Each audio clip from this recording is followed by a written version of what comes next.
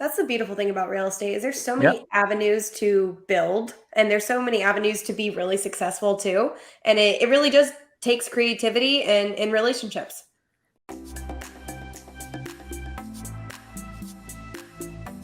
What's up, my friends? Welcome back to another episode of the RE Junkies podcast. Keith Collins is sticking around for a bonus episode. Now, Keith, as we bring on, every guest gets the opportunity for a bonus episode. The bonus episode, we give you 3 prompts. You can pick one, and we'll dive into a case study here and dig into everything surrounding this one deal. So, your 3 prompts are: what was your most successful deal? What was your hardest deal? Or what was a crazy, like, nightmare story? You could pick one. Which one are you picking? I think the most successful deal. All right. We love those. I know, Let's hear right? more about it. All right, tell us about it. Okay, so the most successful deal was my first deal that we did. It was the first single-family investment property that we purchased, and we borrowed money from our 401k to do it. It was when we were just kind of thinking. We'd just come off of 2008, 2009, 2010. So I think we bought it 2011 is when we bought the property. It was a $150,000 single family home with a pool. People told us don't buy the pool. And we're like, man, this property is just perfect. So it was a 4-bedroom, 2-bath home. I think it was 2,000 square feet or something like that in Sacramento. But when we bought it, it was now $500 a month in cash flow. And so that was one of the big reasons why we bought it. I'm like, I'm going to buy a $150,000 home. It's going to cash flow $500 a month. It seemed like the right thing to do. And so we bought the home and great opportunity for us. I like to look, if I can look at an investment property and I can take the cash flow, apply it towards the principal, and it pays off in less than 10 years, I think it's a good opportunity from a cash flow standpoint. So that's just kind of one of the things that I typically throw on a long-term rental deal from a cash flow standpoint. And then, 2011 or so, we buy this thing and, in California, it was California, Sacramento. So, 14, 15, 16, 17, 18, prices are going up.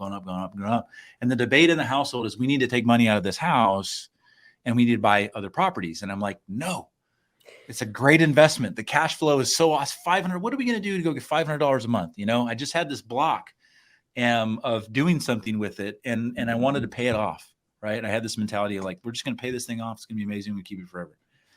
Well, I found Memphis.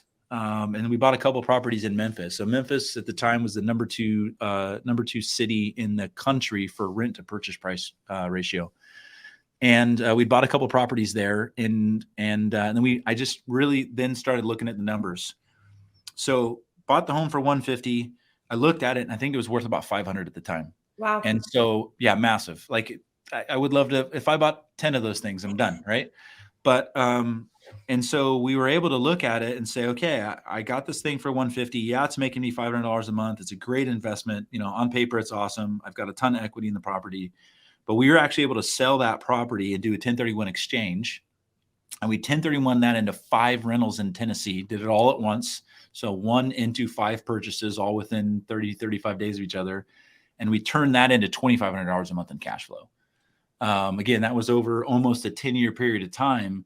But I did have to come to the table, and let the wife know that she was right in that. Like I was like, no, we're not selling it. We're keeping it. We're paying it off. And I want to be debt free. But I think sometimes we get stuck in these ideas that we think like I'm going to be debt free or, whatever it is. And there's other opportunities or other better ways to look at investment. So that was pretty cool. I learned a lot of that. I learned about 1031 exchanges. I learned what we could do, selling one property and, buying 5, 6 transactions and all within, a 45-day period of time. It's an interesting process to go through. All of them sight unseen. I hadn't seen them, 5, I think 4 I still haven't seen today. And, but it's great. I'm making $2,500 a month in cash flow off that one investment. I love it. So that would be it. I think that's my best investment ever.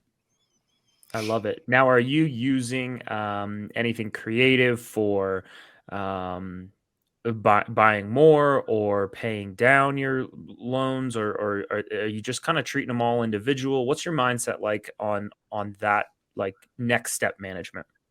Yeah. So my mindset on the 15 that we have now in Memphis is I'm taking the cash flow and I am paying off the lowest balance first. And so we have so we have 8 mortgages now on the 15 that we own. And so I can basically, with my cash flow now, it accelerates every single time we do it, but we're paying off a house about every 8 to 9 months. I don't need the cash flow right now, and that cash flow is not changing my life or wouldn't really change my future investment. So although that may not be the best thing, rather than stacking cash with it, we're going to continue to do that. I'm pivoting now, and I'm moving. I don't want to say I'm going all in yet, but I'm pretty sure I'm going to go all in on hard money lending. I have a bunch of money that's set aside that I was like, if 2008 happens again, and I don't think 2008 is going to happen again, but like if the opportunity, came around for me to be able to have a bunch of money to go deploy, I want to have that money to deploy. And so I've just been waiting too long for opportunity. And I think there's a significant opportunity in hard money. And I think it might actually replace my primary income if I do it right. I love it. Now, is that all your own cash, or are you So it's all my own going? Yeah. So I'm going to do all my own cash right now, to go do it. But like, I got a buddy that, started with all his own cash. He had about $600,000 that he started, lent it all out, did it for about a year, went to a bank, got the bank to give him a $2 million line of credit. In 6 months, went through that, went to another bank, got another 2, then went to another bank. And this is all in like 24 months, went to another bank, got 6 million.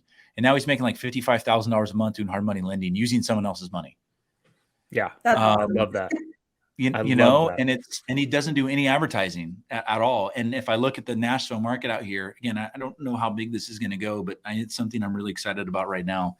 There's not a lot of people doing it. So, right. And I think there's a lot of opportunity in it. And the worst thing that happens is someone makes their mortgage payment.